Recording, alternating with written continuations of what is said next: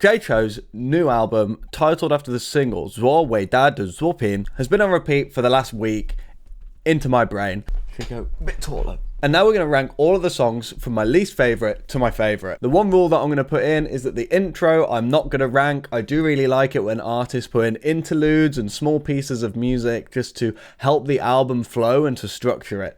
But I'm not going to be ranking it in with the main songs. Okay, so without further ado, let's get into it. So guys, really quickly, if you wanted to watch this video with the music in the background so you have a reference to what I'm talking about, you can go and do that over my Patreon. You get loads of other cool stuff as well. All the performances that I've done previously are all uploaded on there for you to download. So yeah, go and check it out if you have time, and thank you. Back to the video. So unfortunately, there has to be a least favorite. I just want to say that none of the songs on this album are objectively bad. Everything is produced very well, obviously very professionally done, but there has to be a last place. And so 11th place goes to Dao Ying, or Reflection. And my reason for that is just that the arrangement to me seems very, very standard, very, very boring. I think a lot of the songs have something that helps them stick out. But this one, not so much. I don't feel like the track evolves very well as we go through. The strings melody, very simple. And again, it just doesn't inspire anything in me. So the strings just go...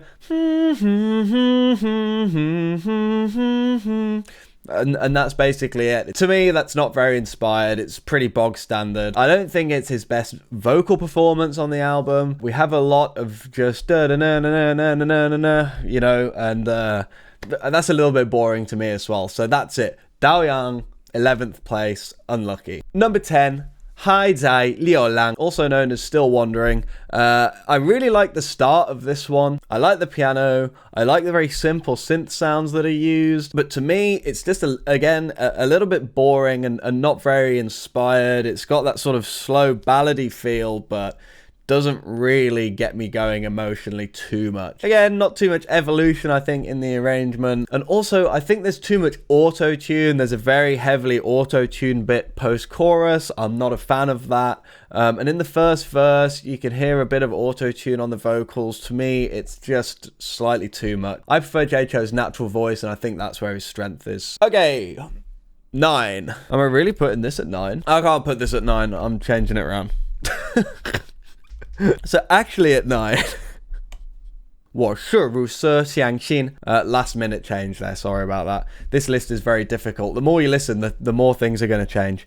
But anyway, also known as I Truly Believe. So the reason that this is at number 9 is because I am a little bit confused on the production of this one. I don't think that the production of the song fits in with the album. Normally when you create an album, you want the sort of the mixing and the production to be very similar the whole way through. It helps it meld, it helps it be one humongous project. And unfortunately, I just feel that this one has been tagged on the end of the album and it has a different mastering style and a different mixing style to it.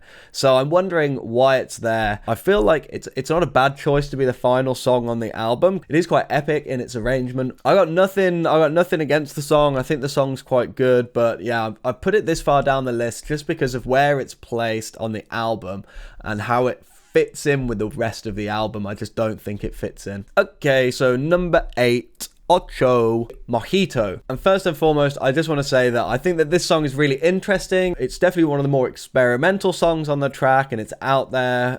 That's kind of what bumps it up for me. My personal problem with this song is I just don't quite get along with that sort of Latin vibe. Some of his other songs that I've placed further up, I just agree with a little bit more. I think the strength is in the second half of the song. There's a bit more of a rapping verse coming through, which is a bit more bouncy, and I think that really fits in with the vibes of the track. And then towards the end, you get more of an awesome brass section. Yeah, I mean, that just sounds really cool. I think if you like this style of music, this might be even a top 3 on the album. But just for me, I've placed it a little bit lower just due to my personal feelings. Number 7, Chi is Dengni Xiake. And now we're sort of at the halfway point. So this is where my opinion moves from being like, oh, I'm not so sure about this, to being like, this is good, but it's just good. So the only thing that I really say about this one is it's nice, okay?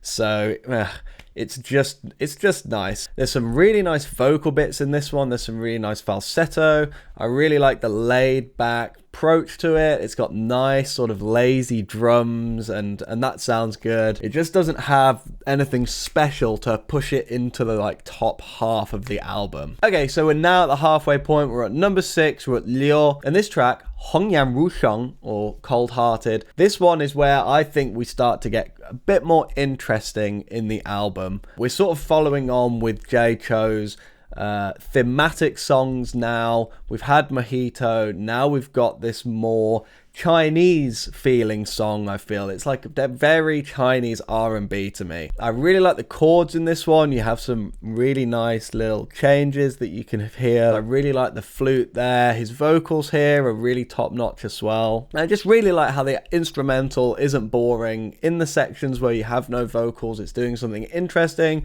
I especially like the outro on this one, just the instrumental choices overall. Okay, number 5. So we got 说过的烟火. Also, the English one is You Are the Firework I Missed. I don't think that this title really translates into English very well, but really throws back to that early 2000s kind of style of rock, which I do like. Yeah, I like the layered synth in the bridge with the piano. That's really cool before the final chorus kicks in. That's what sort of pushes it into the top 5. There's a couple more songs on this album in this style, which I think are better, so that's why this one's at number 5. But I just like how the track sounds. I like how the arrangement evolves and everything builds up, and you have really nice layers in the track towards the end. Okay, so number 4. Fencer Haiyang at number 4. And this one, Pink Ocean. I like the name of the song, actually, really cute. That stands out to me. This is another thematic song. I really enjoy that we have an interesting arrangement here with the banjo. I really like when we're tying thematically the theme of the song and the words to what we hear. So in the intro, you can hear the ocean before the song comes in. I really like his bouncy vocals here. We go in da da da da da da da da da da. I really like the pace of the song and everything. The rhythm there really complements with the instruments that are chosen. I think this one's pretty good. You know, he really knows what he's doing here with this country style. You got the banjo, as I said, but you've also got like the slide guitars and everything, but it's just got that CHOU factor to it, that CHOU style. When I was listening it to the first time, actually, I thought this is like a Chinese Taylor Swift or something like that, which is interesting. It felt that sort of genuine, that it could be some like country song. Okay, top 3. San, number 3. We have, I don't know if this will surprise you or not, but here we have greatest works of art. We have the title track, 最伟大的作品, and go and watch my other video if you want my entire breakdown on that. This is, in my opinion, one of the best songs on the track. I mean, he's named the album after it, so it's a good job. It's very inspired, it's interesting, it's modern, and the lyrics, I think that CHOU here has really brought himself into, he's keeping his older style on this one, but really modernizing it. This is why it is at number 3. We're now at number 2. This is where we're getting really into where I want to play the songs on repeat. So here we have 不爱我 Juladao, and this one I think is just a really wonderful track. English name is If You Don't Love Me. We're getting into some soppy stuff here. I really quite enjoy that. I'm quite an emotional guy, the kind of guy that cries at every film. So this one I do really enjoy. I just think we have many interesting parts in the composition here. Just from the intro piano, I love this chord progression. I've got a bit of a little soft touch for how the bass notes move underneath the arpeggiating piano. God, I mean, it's just, I mean, it's used a lot, but God, I just love it. Then we have these really, really good vocals, and in the verse, they're so soft, and then we have a big chorus, and just the change from the verse to the chorus works really well, and it's performed very, very well as well, in my opinion. He has this sort of like emotional, almost like whiny delivery of the vocals in the dog. We've got this emotional like delivery of the vocals in the chorus where he's kind of really pushing and straining the voice a little bit. Fits really well with the theme of the song, and I like it a lot. Okay, so you can now work out which one is my favorite song on the track. Here we are, number 1.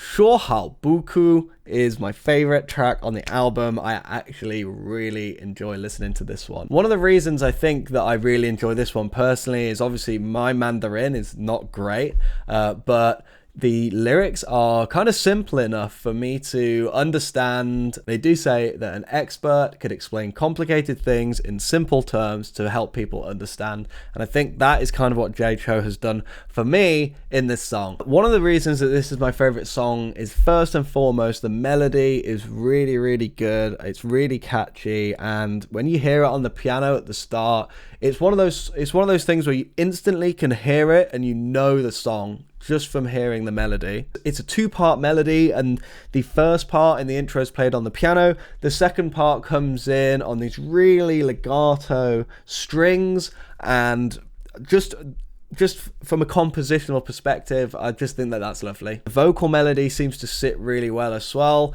You have this sort of AAB where it's da da da da da da da da da da.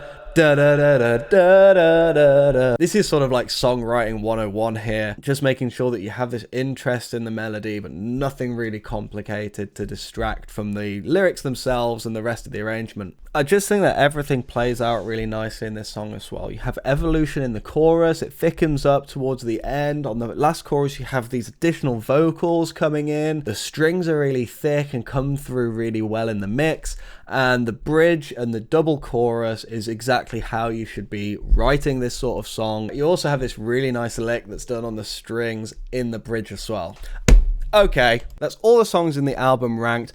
Get down below, tell me in the comments, am I right, am I wrong, should I have put things in other places? I might even change my mind about some of the places in the future. Nothing is set in stone, but let me know in the comments. Even put your list of your top favorites from the album as well, and let me know if you think that this is a good album or not. Make sure to like, make sure to follow, all of that good stuff, because I'm going to be throwing more music and reviews your way very shortly. JDN, bye bye.